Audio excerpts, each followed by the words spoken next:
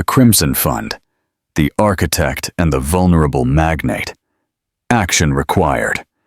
If you believe that betrayal can lead to destiny, smash that subscribe button right now and enable notifications. This is not just a story. It's a bombshell waiting to explode. The blinding flash of 1,000 cameras illuminated the most scandalous kiss of the decade. There, on the crimson carpet of the grand gala of the Royal Circle in Madrid, stood Damien Thorne, a multi-billion-dollar industry magnate, his lips sealed to those of an actress half his age. The world's media held its breath, capturing the brazen betrayal in high definition. This was not just an affair, it was a public declaration of war against his marriage. But the real story wasn't the shocking infidelity of the billionaire. It was what happened 60 seconds later. As murmurs of astonishment rippled through the crowd, a single Rolls-Royce Phantom pulled to a stop. The door opened, and the true Mrs. Thorne emerged. And she was not crying. She had come to collect. Drop a like if you think revenge is a dish best served cold. Tell us your first impression of this shocking start in the comments below. Part 1. The architect's design. The atmosphere in the Salamanca district penthouse was always the same. Rarefied, cold, and with a faint scent of orange blossom and sterilized money. It was an ambiance that Eleanor Vance had curated, just as she had curated every other aspect of their lives. From the Joaquin Sorolla canvas hanging opposite a bold Miquel Barceló, a deliberately provocative combination she chose to unnerve the stuffiest investors, to the precise temperature of the wine in the cellar. Everything was a testament to her meticulous control. Everything, it seemed, except her husband. Damien Thorne moved through their shared space like a conquering king, surveying territory that had long bored him. He was a man built by headlines and leveraged buyouts. His charisma, a weapon he wielded with casual cruelty. Tonight, he was a storm of expensive cologne and restless energy, pulling on a Tom Ford tuxedo jacket that cost more than the average person's car. "Aren't you ready?" he asked, not looking at her. His eyes were fixed on his reflection in the floor-to-ceiling window, which framed a sparkling and submissive Madrid. Eleanor sat at her vanity, a point of stillness in his whirlwind. She wore a simple silk robe, her back to him. Her own reflection showed a woman of unnerving composure, her features sharp and intelligent, her eyes the color of a stormy sea. For 15 years, she had been the silent architect of his empire. He was the face, the booming voice on earnings calls, the ruthless negotiator. The papers loved to call the vulture, but she was the strategist, the one who saw the chessboard from above, who understood that true power lay not in loud pronouncements, but in quiet, invisible moves. "The invitation says 8, she replied, her voice calm and even.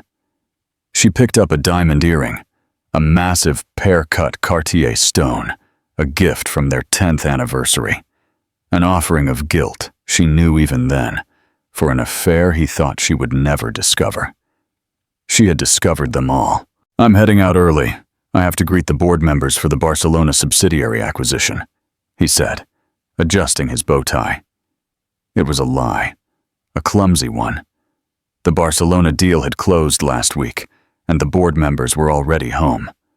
He was going to meet Sofia Diaz, a name as manufactured as her talent. Eleanor had the complete dossier on her desk in her private study. Born Carmen Rojas in a forgotten town in Extremadura, she had come to the capital with dreams bigger than her investment portfolio. Now she was Damien's latest and most public indulgence. "Of course," Eleanor said, her voice betraying nothing. "Don't let me hold you up." He paused at the door. A flicker of something, annoyance, surprise crossed his face. He had expected a fight, or tears, or at least a hurtful question. The lack of it seemed to disconcert him more than any accusation. For a moment, He looked at the woman at the vanity, this strange, beautiful, placid woman he had married, and felt a prickle of unease. He had always mistaken her silence for submission. It was a fatal miscalculation. "The car will be back for you in 30 minutes, he stated, his tone clipped, reaffirming his control. "Try to look happy, Eleanor. It's a big night for the Thorne Foundation." The door closed with a click, leaving a profound silence in its wake. Eleanor stared at her reflection for a full minute. Slowly, she placed the diamond earring back in its velvet box. It was a relic of a past she was about to incinerate. She reached for another set. Emeralds. Green as poison. Green as money. Green as the envy she was about to inspire. Her phone buzzed on the marble vanity. A single text from her private investigator, a discreet ghost named Arturo Solis. He picked her up. "They are 10 minutes from the circle." Eleanor's fingers danced over the screen, her reply swift and unemotional. "The board is ready. The proxies are signed. His arrogance is the trigger, Arturo. Let him pull it." She stood up, the silk robe pooling at her feet. What awaited her was not a dress, but armor. A custom-made Schiaparelli gown in a shocking, visceral crimson.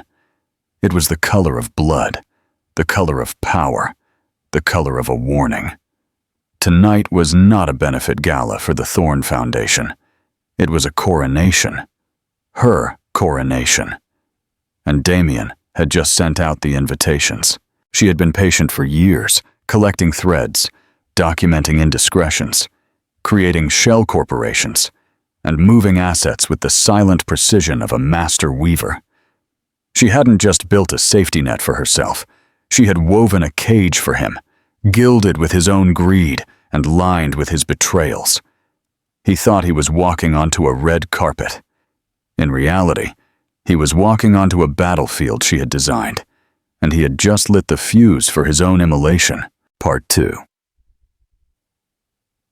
The public execution, the crimson carpet at the grand gala of the Royal Circle, was a river of flashes and manufactured smiles. It was the apex of Madrid society, a place where power and fame mingled under the unforgiving eye of the media. Reporters from Vogue, Vanity Fair, and major news networks flanked the velvet ropes, their lenses like the hungry eyes of wolves, seeking a story, a scandal, a single moment of imperfection. Tonight, they were about to feast.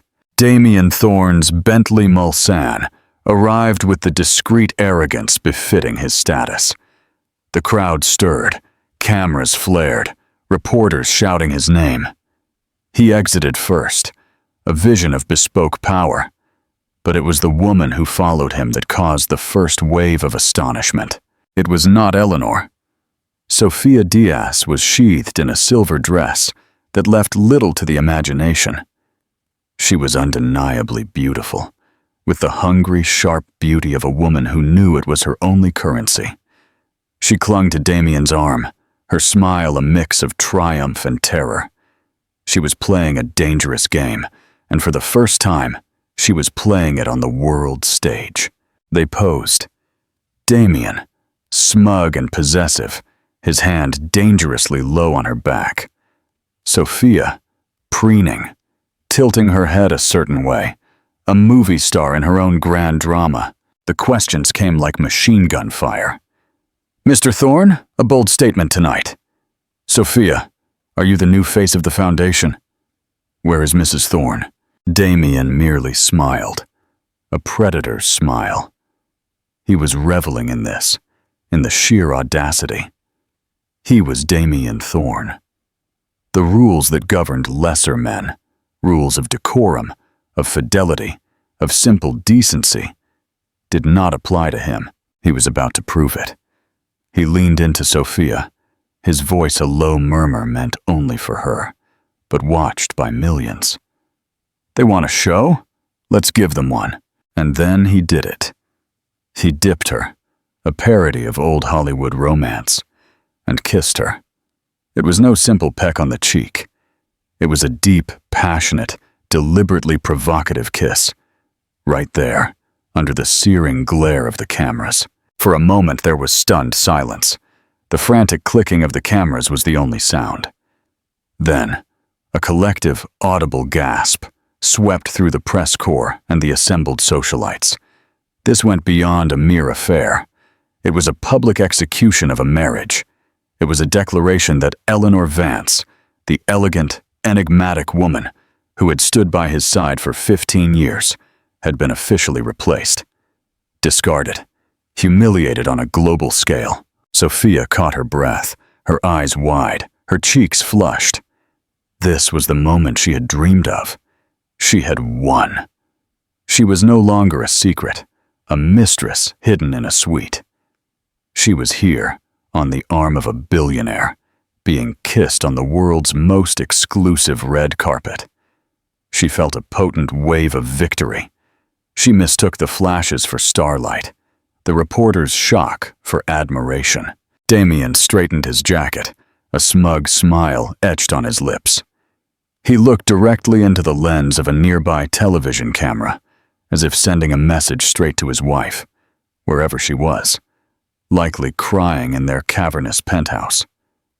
"This is my world, my rules," his eyes said. "No more questions," he announced, his voice booming with authority. He began to guide Sophia up the grand steps of the museum, leaving a firestorm in his wake. The gossip was already spreading like wildfire, phones lighting up across the city, across the world. The king had publicly crowned his new queen, but the story was not over. In fact, it had barely begun. Part 3. The Queen's Arrival. As Damien and Sophia reached the top of the stairs, a new commotion started at the curb. It was a different kind of stir, not the feverish frenzy of a scandal, but a wave of hushed, reverent astonishment. An even more imposing black Rolls-Royce Phantom than Damien's Bentley had glided to a silent halt. The license plate was simple, EV1. Eleanor Vance. A single doorman, as if saluting royalty, rushed to open the rear door. For a moment nothing happened. The anticipation was electric. The reporters, sensing a second act, swung their cameras away from Damien and toward the car. Then a single leg emerged, encased in a crimson silk stiletto. It was followed by the rest of her. Eleanor Vance. When Eleanor Vance stepped out of the Rolls-Royce, the world seemed to slow on its axis. The chaotic symphony of the red carpet, the shouting, the flashing lights, the desperate scramble for a story, dulled into a stunned, reverent silence. She did not look like a woman who had just been publicly humiliated. She looked like a woman who had come to burn an empire to the ground and dance among its ashes. Her dress was a masterpiece of defiance. The Schiaparelli crimson was so vivid it seemed to bleed into the red carpet itself, a perfect extension of her power. The cut was architectural, severe, with sharp shoulders that spoke of battle armor, and a neckline that plunged with brazen confidence. Around her neck was not a delicate pearl necklace, but a stunning Bulgari Serpenti necklace of emeralds and black diamonds, a coiled snake around her throat, its head resting near her heart. It was a statement. She was not the victim. She was the viper. Her face was serene. Her expression, a mask of cold, impenetrable calm. Her hair was pulled back into a severe bun, emphasizing the sharp, intelligent lines of her face.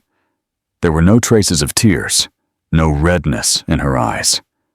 Her gaze swept over the stunned press corps, not with fear or shame, but with an almost compassionate authority.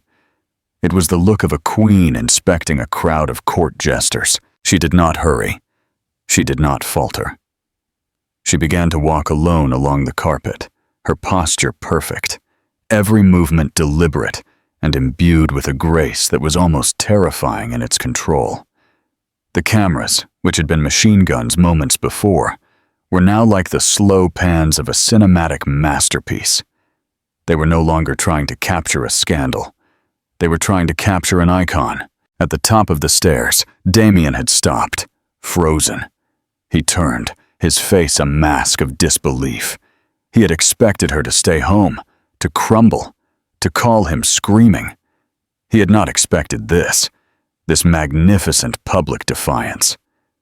Beside him, Sophia's triumphant smile had evaporated, replaced by a look of utter panic.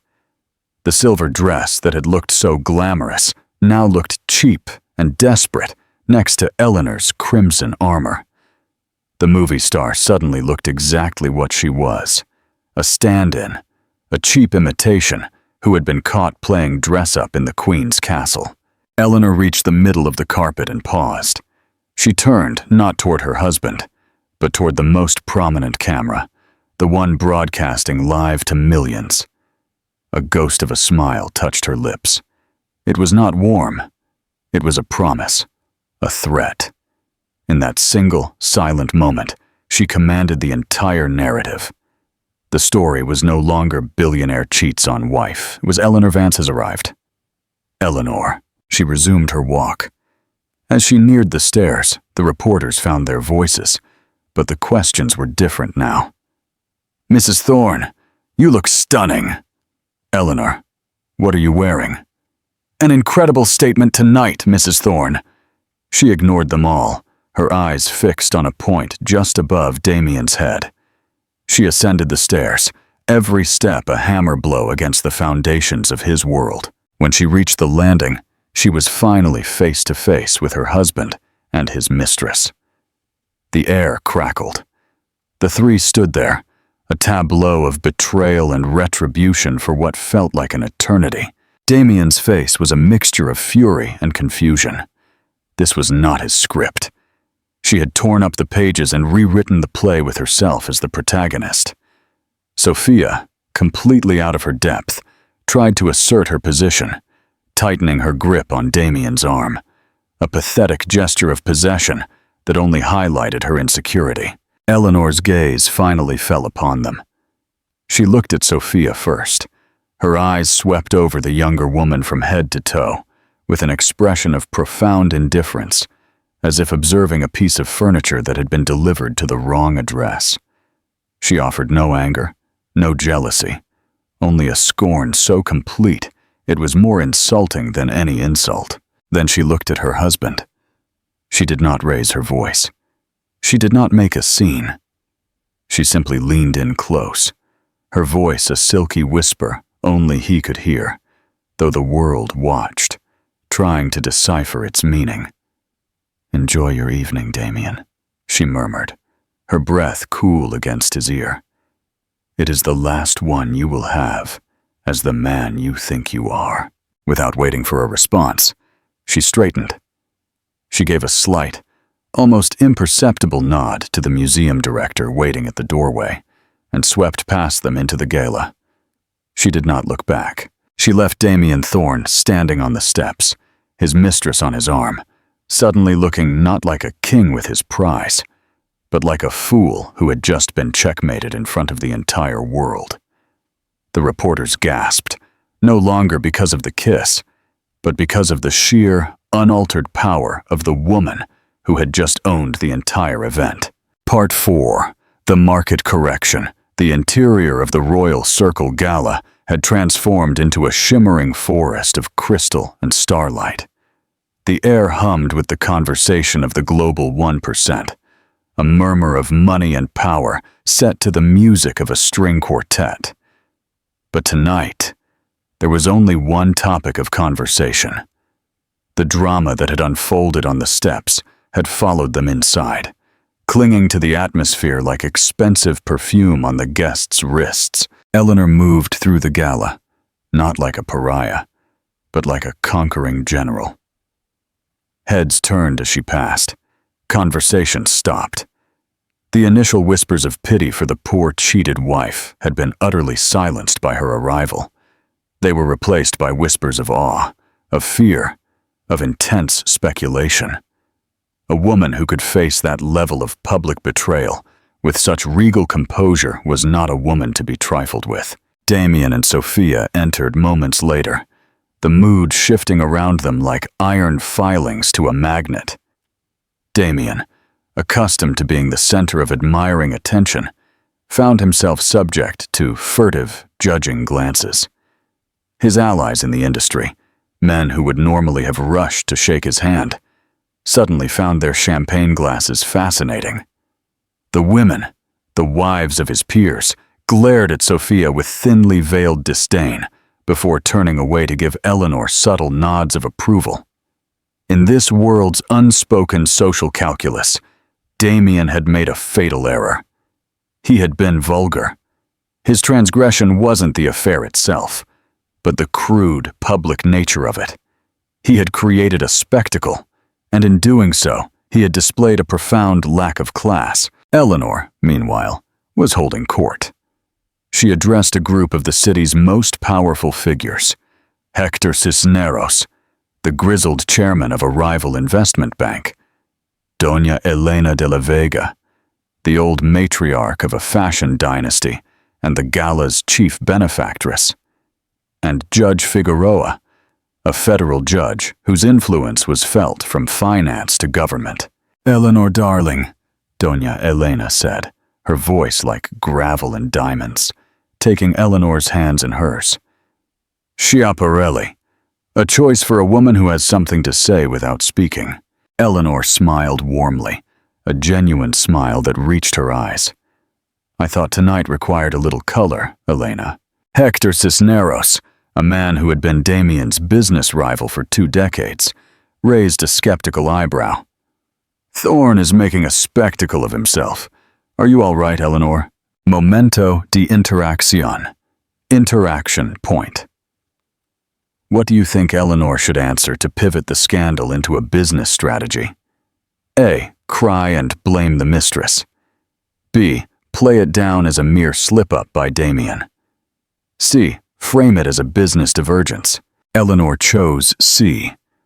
This was the moment. The test. Her answer would set the tone for the rest of their lives. She took a sip of champagne, her eyes glinting over the rim of the crystal glass. "Damien has always had a flair for the dramatic," she said, her tone light, almost amused. "He is launching a new venture. I felt it was best he managed his own publicity for it." She paused, letting the implication hang in the air. This was not a marriage collapse. It was a business divergence. By framing it this way, she was not the scorned wife. She was a CEO announcing a separation of assets. The nuance was not lost on them. Cisneros's eyes sharpened with interest. This was the language he understood. Not emotion, but strategy. Meanwhile, Damien tried to regain control. He dragged Sophia toward a group of his board members, a forced smile plastered to his face. "Gentlemen, a wonderful night." The men, mostly in their 60s, looked from Damien to the half-dressed movie star on his arm, and then across the room to the vision of elegance that was his wife, now laughing with a federal judge. They exchanged uneasy glances. "Damien," said one, a conservative named Roberto Milan. "Quite an entrance." "Needed to shake things up," Damien blustered, slapping him on the back. But the bravado sounded hollow. He was losing the room, and he knew it. Sophia, sensing the chill, shrank back. The fantasy was turning into a nightmare. She had imagined being welcomed into this world, lauded and admired. Instead, she was looked at like an invasive species. Eleanor's mind was a whirlwind of calculation, but on the surface, she was the epitome of grace. She remembered a night, 6 months earlier, that had sealed Damien's fate. She had come home early from a charity board meeting, the quiet hum of the private elevator opening directly into their penthouse. She heard them. Laughter from the master bedroom. Their bedroom. Sophia's thin, theatrical giggle, and Damien's deeper, indulgent laugh. She didn't storm in. She retreated as silently as she came, rode the elevator back down, and walked for hours through the Retiro Park in the falling darkness. The pain was a cold, sharp thing, but it was quickly superseded by a crystalline clarity. The marriage was not a partnership to be salvaged. It was a hostile entity from which she needed to extract herself and her assets. For years, she had channeled her brilliance into his company. Her strategies had earned them billions. Her name wasn't on the door of Grupo Montesinos, but her fingerprints were on every successful plan. That night, she had called Genoveva Duran, a divorce attorney known less for court theatrics and more for her reputation as a corporate assassin in couture. Their first meeting wasn't about alimony or asset division. It was about a hostile takeover. The prenuptial agreement is ironclad, Damien used to boast. Clause 12, subsection B, Eleanor had calmly countered, the reputational damage clause. I had it drafted. It states that any act of public degradation or humiliation that negatively impacts Grupo Montesinos' share value voids the financial caps of the agreement. Genoveva's perfectly sculpted eyebrows had raised. And how would you prove a direct link between public humiliation and share value? By making sure they happen at the same time, Eleanor had said. Damien is arrogant. He thinks he is untouchable. He is about to make a very big, very public mistake, and when he does, we will be ready to burn him to the ground. Now, standing in the Grand Museum Hall, surrounded by the powerful, Eleanor felt the last vestiges of the wounded wife fade, entirely replaced by the cold, exhilarating certainty of the CEO. The party was not the endgame. It was a PR move, a brilliant one. She was establishing her narrative, presenting herself as the victor before the battle had officially begun. Damien thought he was playing checkers. She had been playing multi-dimensional chess for years, and her queen was about to take his king. Part 5. The Crimson Coup. As the gala continued its charade of civility, a different drama unfolded in the quiet, illuminated canyons of the financial district. This was Eleanor's true battlefield, a realm of algorithms and stock tickers, where fortunes were won and lost in nanoseconds. Precisely at 21:47, just as the first course was being served at the gala, an alert flashed across the desks of every major financial journalist in the country. It was a regulatory filing, sent through a labyrinthine series of shell corporations based in Switzerland and the Cayman Islands, all perfectly legal, all masterfully orchestrated by Genoveva Duran's forensic accounting team. The filing announced that a previously unknown investment consortium, the Crimson Fund, had acquired a 15% stake in Grupo Montesinos. The shares had been discreetly purchased in small, untraceable blocks over the past 6 months. But that wasn't the bomb. The bomb was the Crimson Fund's declared intent to initiate a vote of no confidence against the CEO, Damien Thorne, citing erratic, reputationally damaging behavior that poses a material risk to shareholder value. Simultaneously, an anonymous and devastatingly detailed report was leaked to El Economista. It detailed a pattern of corporate malfeasance by Damien, using the company jet for personal rendezvous, awarding a lucrative marketing contract to a firm with deep ties to Sofia Diaz, and diverting foundation money to vanity projects. Every claim was backed by scanned receipts, flight manifests, and internal emails. The source was untraceable, but the information was impeccable. It was the complete dossier Arturo Solis had compiled over a year of painstaking work. Back at the gala, Damien's phone began vibrating incessantly. He ignored it at first, trying to focus on charming a potential investor. But then his CFO's face flashed on the screen with a look of pure panic in his eyes. Damien excused himself, his irritation palpable. He walked to a discreet alcove, the festive music a mocking counterpoint to the storm about to break. "What is it, David?" he snapped. "It better be important." "Damien, have you seen the news?" David's voice was strained. "El Economista just broke a story. It's bad, and there's a regulatory filing. A group called the Crimson Fund is making a move. They're questioning your character, demanding a vote. Damien felt a chill run through his bones, a sensation so alien he barely recognized it. The Crimson Fund? I've never heard of them. Who the hell are they? We don't know. They're a ghost. But they own the shares, Damien. And the timing? God, the timing with what you did on the red carpet. The board is going insane. The Asian markets open in a few hours. The stock is going to be massacred. Damien's mind raced. This was a coordinated attack. Sophisticated. Brutal. Not random. His eyes swept the crowded room, searching, and then they settled on her. Eleanor was standing by the grand display case of the Charles III bust, talking to Hector Cisneros. She looked at him, her expression unreadable, and then she raised her champagne flute in a silent, mocking toast. Crimson, the color of her dress. The blood drained from his face. It was her. It had to be her. But how? She didn't have that kind of capital, that kind of cunning. He had always seen her as an accessory, a beautiful, intelligent fixture in his life. But ultimately, a dependent.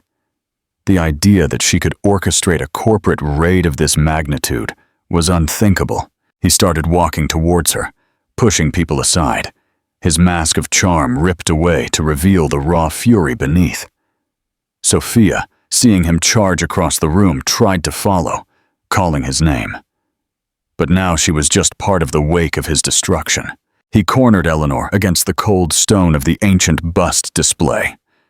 "You," he hissed, his voice low and venomous. "This is you, the Crimson Fund. How did you do this?" Eleanor did not flinch.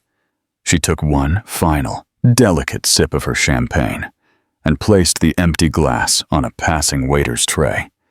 She looked him dead in the eyes, her gaze as cold and hard as the emeralds at her throat. "You are mistaken, Damien." Her voice was dangerously quiet.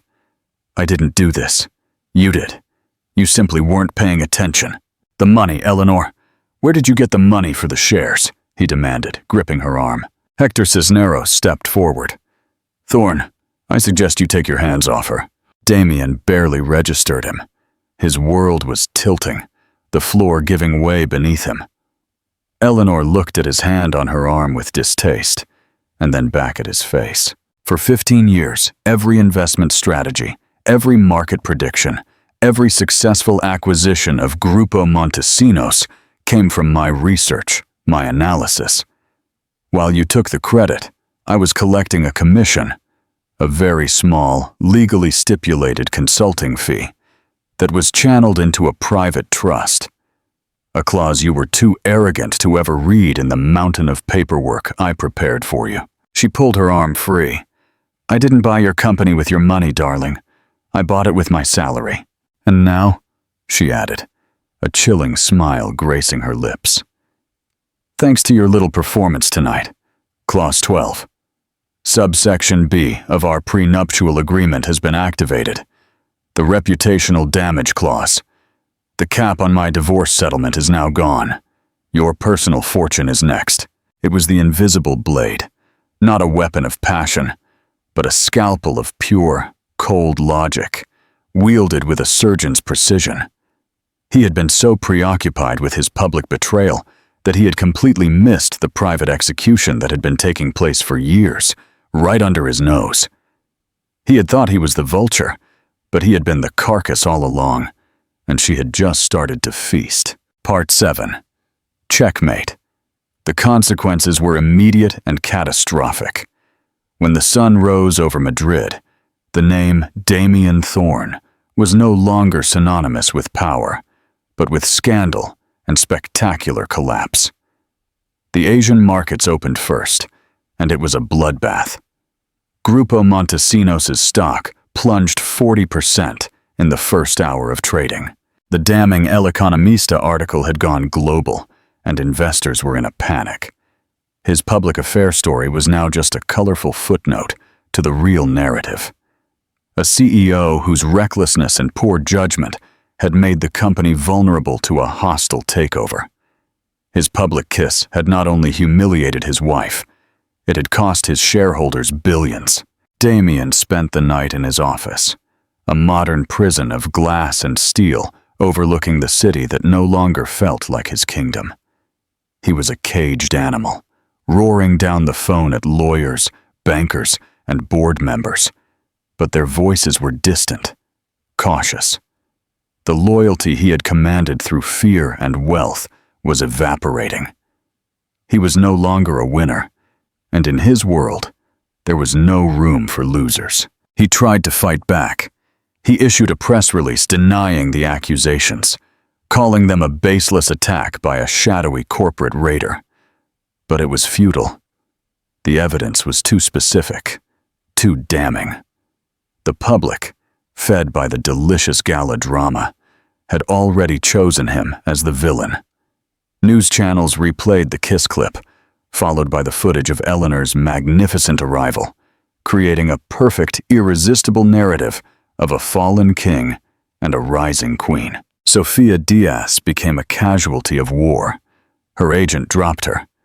The lucrative marketing contract was canceled. She was hounded by paparazzi but no longer treated as a rising star. She was treated as a homewrecker, a punchline. She called Damien repeatedly, but her calls went straight to voicemail. He had used her as a prop in his own downfall, and now she was discarded. Her 15 minutes of fame had been a public immolation. The final blow came 3 days after the gala. An emergency board meeting was called. Damien walked into the boardroom, the long mahogany table filled with somber-faced men who had once fawned over him. At the head of the table, in his chair, sat Hector Cisneros, and via a large video screen, connected from her lawyer's office, was Eleanor. She wore a white pantsuit, her expression neutral. "What is the meaning of this, Hector?" Damien demanded, his voice hoarse. "It's simple, Damien," Cisneros said, his tone devoid of sympathy. "The Crimson Fund, in partnership with my bank and several other key institutional investors, now controls a 51% voting bloc. We are exercising our rights. The board has voted. You are out, effective immediately." "You can't do this!" Damien roared, his face purple with rage. "It is already done." Eleanor's voice cut through the chaos, calm and clear from the monitor. "Your personal assets are frozen, pending our divorce settlement. The corporate jet has been claimed. Your corporate accounts are sealed. You will be escorted out of the building by security. You are no longer CEO, chairman, or board president. You are, to all intents and purposes, a private citizen with a great many legal problems." He stared at her image on the screen, this woman he had so profoundly underestimated. He saw no triumph in her eyes, no gloating, only the dispassionate finality of a business transaction. He had become a liability, and she had liquidated him. "Why, Eleanor?" he asked, his voice finally breaking, the rage giving way to a raw, bewildered desperation. "After all these years, why?" She was silent for a moment, and for the first time, a flicker of something personal crossed her features. It wasn't hate. It was a distant, almost academic pity. "You built this prison yourself, Damien," she said softly. "You simply never saw the bars. You demanded loyalty, but offered none. You craved admiration, but respected no one. You saw my love as a commodity, and my intelligence as a tool for your own enrichment. This is not vengeance. It is a market correction." Security guards walked into the room. They were polite, but firm. As they escorted a stunned and broken Damien Thorne out of the boardroom he had built, he passed the large portrait of himself that hung in the hallway, commissioned after his first billion-dollar year. It depicted him as a titan, a master of the universe. It was the man he thought he was. But as he looked at Eleanor's image on the screen, her face calm and in control, he finally understood the truth. He had never been the titan. He had only been her flashy, disposable figurehead. The real power, the silent, patient, utterly ruthless force, had been by his side all along. Time. And he had been too blind to see it, until it was far, far too late. Part 8. The aftermath and the solitude of power. 6 months later, the name Grupo Montesinos was gone, erased from the glass and steel monolith in the heart of Madrid. In its place, etched in elegant, formidable letters, was a new name: Crimson. The transition had been swift and brutal. Eleanor, acting as the chief shareholder of the new controlling interest, did not take the CEO title herself. That would have been too predictable, too much like Damien's own vanity. Instead, she had installed a respected industry veteran to handle day-to-day operations while she assumed the role of executive chairwoman of the board. Her power was absolute, but it was quiet, strategic, just as she had always been. The press, which had been obsessed with the salacious details of the divorce, quickly shifted its focus. They were now fascinated by the brilliant, enigmatic woman who had outplayed one of the most feared men on the Madrid Stock Exchange. Forbes ran a cover story titled, "The Architect: How Eleanor Vance Built and Reclaimed Her Empire." She had reverted to her maiden name, a name now synonymous with ancient financial acumen, severing the last link to her former life. Her first act as chairwoman was to clean house. She dismantled Damien's network of cronies, purged the toxic, high-pressure culture he had fostered, and implemented policies focused on sustainable long-term growth rather than his slash-and-burn tactics. She reinvested in R&D, established a genuine philanthropic foundation that did more than just host parties, and promoted several brilliant women within the company whom Damien had consistently overlooked. The company not only survived, but thrived. The stock, now trading under the ticker CM7, rebounded and climbed to heights it had never reached under Damien's chaotic leadership. Damien Thorne, meanwhile, had faded into ignominy.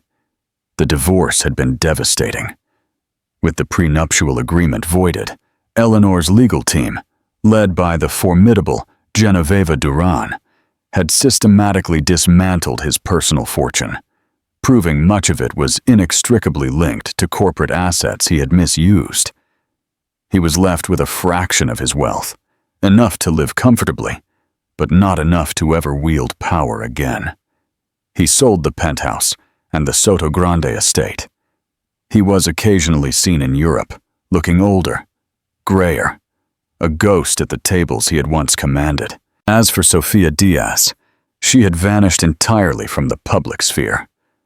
Rumor had it she had returned to Extremadura, her dreams of fame reduced to a cautionary tale whispered at cocktail parties. One crisp autumn afternoon, Eleanor stood in her new office, which occupied the same top-floor space as Damien's. She had completely redecorated. The dark, masculine mahogany and leather were gone, replaced by light woods, modern art, this time by female artists, and a sense of clean, uncluttered space. Damien's massive, ego-driven portrait was gone, replaced by a vast abstract canvas of swirling crimson and gold. She looked out the window at the city spread before her. It was the same view Damien had gazed upon, but she saw something different. He had seen a kingdom to conquer, a reflection of his own ego. She saw a complex, interconnected system, a web of possibilities, a chessboard awaiting her next move. Her assistant's voice came over the intercom. "Madam Chairwoman, the Singapore Solar Tech Firm Board is on the line. They are ready to discuss your acquisition offer." A small smile touched Eleanor's lips. This was her next move, a pivot towards green energy, a field Damien had always dismissed as sentimental nonsense. It was a move toward the future, not the past. "Connect them, please," she said, her voice calm, assured, and utterly in control. She sat at her desk, not the oversized throne Damien had used, but an elegant, functional design piece. She picked up the phone, her emerald and diamond serpent ring gleaming in the afternoon light. She hadn't destroyed Damien's world out of simple revenge. She had done it to build her own. The red carpet had not been an end. It had been a birth, the fiery public birth of an empress, forged in betrayal, crowned in defiance, and now ready to rule. The meaningful yet open conclusion: a year is a lifetime in a city that never sleeps. For Eleanor Santa Cruz, her chosen business name, the last 12 months had been a period of relentless, disciplined rebuilding. The name Damien Thorne was now a historical footnote, a case study taught in business schools on the perils of hubris. Crimson, under her tutelage, had become a giant of innovation and ethical capitalism, a sharp rebuke to the corporate raid culture of the past. Her public image was impeccable, a phoenix, an industry titan, a feminist icon celebrated on magazine covers and revered in boardrooms. She had won. The victory was total, absolute, and undeniable. And yet, there were moments, often in the deep stillness of the night, when she would stand in her new penthouse, a minimalist architectural marvel overlooking the Retiro, all clean lines and cold marble, and feel the profound silence. It was a different silence than the one she had shared with Damien. That one had been thick with unspoken resentments and impending betrayals. This was a new kind of quiet, the silence of the summit.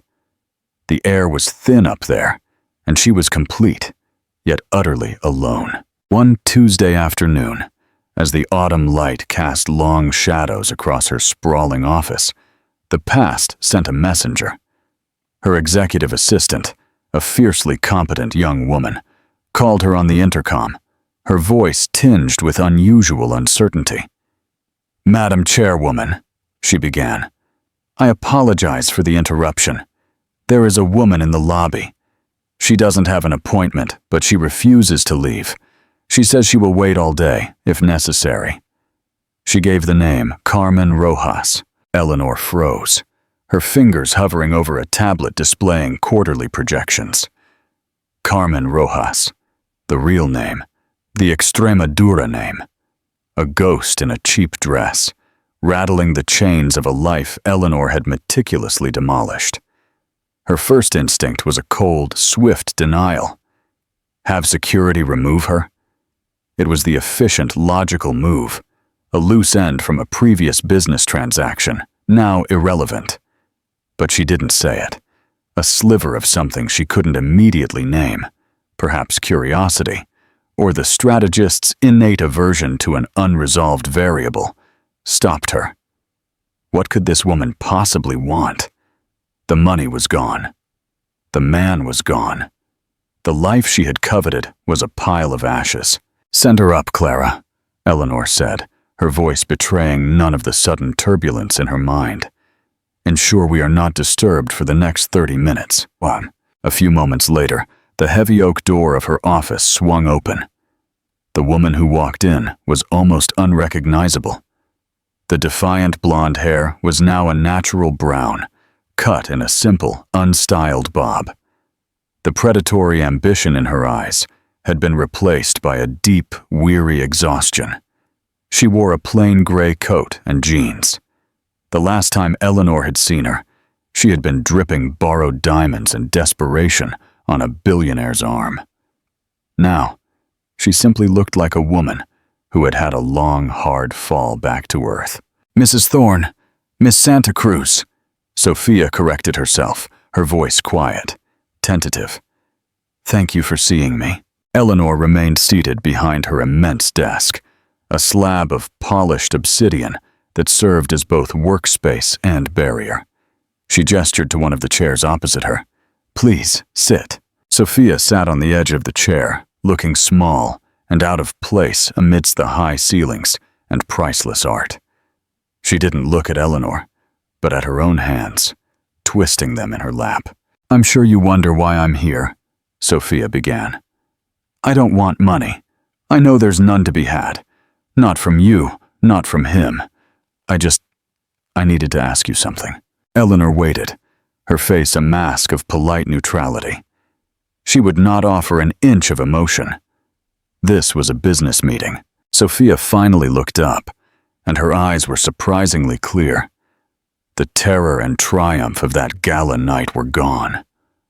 What was left was a raw, painful sobriety. "He told me he loved me," she said, the words simple, unadorned. "He told me you were just a business partner, an arrangement, that you hadn't shared a bed in years. He said your marriage was a loveless cage and he was desperate to get out. He promised me everything, a career, a future, a family." She let out a short, bitter laugh. "I was so stupid, I know that now. I was a cliché from a bad movie. But I believed him. I believed him because I wanted to. When he kissed me on that carpet for a second, I thought I had won. I thought my real life was beginning." A flicker of an old memory pierced Eleanor's fortress of composure. Damien, years ago, telling her the same things about his first wife when he had been courting her. The same script, the same promises. He was not a monster of invention. He was a repeating machine, finding a new gear to grind down each new person he consumed. "What is your point, Miss Rojas?" Eleanor's voice was clinical. "My point," Sophia said, leaning forward slightly, her gaze intensifying, "is that I was a weapon. He was using me to hurt you. But you were using me too, weren't you? My dossier, your investigator. You knew he would bring me to the gala. You knew I would do something stupid in public. You wanted me to. That kiss wasn't just his betrayal of you. It was the trigger for your trap. I was the bullet in your gun." The accusation hung in the air, sharp and precise. Eleanor did not deny it. It was, after all, the truth. "You made the choice to be with a married man," Eleanor stated, her tone clinical. "Choices have consequences." "I know that." Sophia's voice rose, cracking with a year of pent-up anguish. "And I'm living with them. My name is poison. My face is a meme for homewreckers. I had to move back to Extremadura and work in a diner to help my parents pay the legal fees from the lawsuits his stupid contract dragged me into. I own my decisions. But you sit here in your palace in the sky and pretend this was all just a clean market correction. But it wasn't, was it? It was personal. He broke your heart, and you broke his world, and mine with it." For the first time, Eleanor felt a genuine crack in her armor. She had thought of Sophia as an obstacle, a variable, a tool. She had never truly considered the human cost to the woman who had been the public face of the scandal. She had dehumanized her rival as effectively as Damien had. Sophia seemed to sense the shift. She sat back, her brief burst of anger exhausted, leaving only weariness. Her next words were not an accusation, but a raw, soul-aching question. "I have to know." Her voice dropped to a whisper. "Was it worth it? All of this?" She gestured vaguely at the opulent office, the city skyline, the empire at Eleanor's feet. "Did it fix what he broke in you? Are you happy now?" The question pierced Eleanor with unexpected force. It was so simple, yet no one had dared to ask it in a year. They asked about her projections, her strategies, her acquisitions. They did not ask about her heart. She looked past Sophia, out the vast window at the panorama of her victory. She had power, respect, freedom, and more wealth than she could ever spend. She had exacted vengeance with a brilliance that would be talked about for generations. She had everything she had fought for. But happy? Happiness was a warmth, a connection, a quiet sense of peace. Her life was a marvel of engineering, a perfectly functional, climate-controlled machine. It was not warm. Her connections were transactional. And peace? Peace was a distant shore she hadn't yet reached. The vigilance never ended. The memory of the betrayal, though avenged, had left a permanent shard of ice in her soul. She had won the war, but she had become a creature of it, forever scanning the horizon for the next threat. Finally, she turned her gaze back to Carmen Rojas, Sofia Diaz, to the other woman he had broken.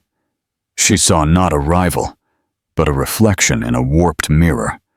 A younger, more naive version of a woman who had once also believed the promises of Damien Thorne. "No," Eleanor said. The single word cost her more than any multi-million-dollar deal. Her voice was quiet, stripped of its usual authority, leaving only a raw honesty. "It is not a cure for the wound. Victory is in survival, Miss Rojas, not in the spoils." She stood up and walked to a smaller, personal desk in the corner of the room. She wrote something on a sheet of her personal stationery, folded it, and slid it into an envelope. She returned and handed it to Sofia. "This is the name of a woman who runs a non-profit organization in Seville that helps women start new businesses. There is also a cashier's check that will cover your parents' legal fees and your relocation. It is not an apology. It is, as you said, a consequence. You were collateral damage in a war you did not understand. I am correcting the balance." Sofia stared at the envelope, her eyes filling with tears for the first time. "Why? Because my empire is built on sound principles," Eleanor said, her voice regaining a fraction of its cold mastery. "And I do not tolerate loose ends or unbalanced ledgers. Your association with Damien Thorne is over. Your association with me has now concluded. What you do next is entirely up to you." Sofia stood up, clutching the envelope, and for a moment the two women simply looked at each other across the vast expanse of the office. They were not friends, not enemies, not rivals. They were two survivors of the same shipwreck, standing on opposite shores. After Sofia left, Eleanor walked to the window. The sun was beginning to set, painting the sky with fiery strokes of crimson and gold, the colors of her brand, of her victory paint. But for the first time, the colors did not feel like triumph. They felt like a warning, an echo. She had built a fortress to protect herself from being hurt again, but now she was its lonely prisoner. She had mastered the world of finance, of strategy, of power, but the quiet, unexplored territory of her own heart remained a wilderness. The battle was won, but she was beginning to understand that the pursuit of peace was a war fought entirely on her own. And so, the reign of Damien Thorne ended, not with a bang, but with the quiet, decisive click of a boardroom door. Eleanor Vance proved that the most powerful move is not always the loudest. Sometimes, it is the one no one sees coming until it is far too late. She didn't just survive a public humiliation, she weaponized it, transforming a moment of profound betrayal into the greatest leverage of her life. This was not just a divorce, it was a hostile takeover of her own destiny. Final call to action and open ending, and that is where we leave Eleanor Vance. The victory is absolute. She has her empire, her vengeance, and her freedom. But the silence in her penthouse is deeper than ever. Did the acquisition of a billion-dollar company truly fill the hole left by betrayal? Did the revenge fix what was broken? Or did it just create a new, lonelier kind of prison? The next chapter is hers to write, but it will be a chapter fought on a new battlefield, the human heart. What do you think? Was Eleanor's plan a stroke of genius or a cold masterpiece of vengeance? Did the victory bring her happiness? Let us know in the comments below. What was the single most powerful move Eleanor made? If you love epic comeback stories, brilliant strategy, and seeing power shift in the most dramatic way possible, then show your appreciation by hitting the like button. Share this video with anyone who knows that true strength often works in silence.